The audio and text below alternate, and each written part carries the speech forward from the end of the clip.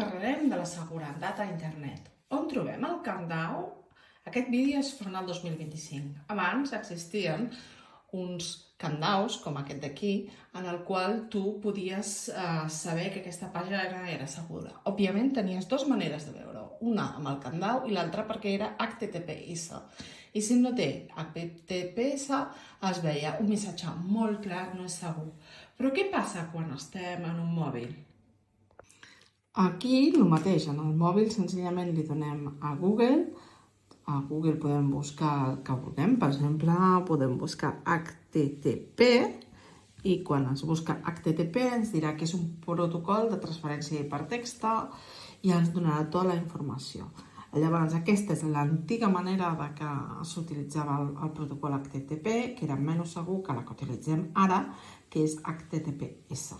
Tenim, a més, si volem, la possibilitat d'entrar a la pàgina web o una pàgina web que ens interessi, per exemple, aquesta mateixa, i aquí veurem si la pàgina és o no segura clicant aquí. Si cliquem aquí i veiem que la connexió és segura, vol dir que hi ha el countdown i, a més, ens dirà quines cookies hi ha i ens dirà tot sobre aquesta pàgina. Es diu inclús que aquesta pàgina ha sigut traduïda directament de l'anglès.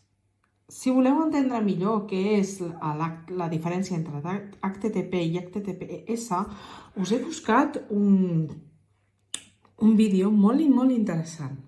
Mireu, el teniu aquí. Senzillament heu de buscar el meu canal, que és Núria Puig Aula Digital.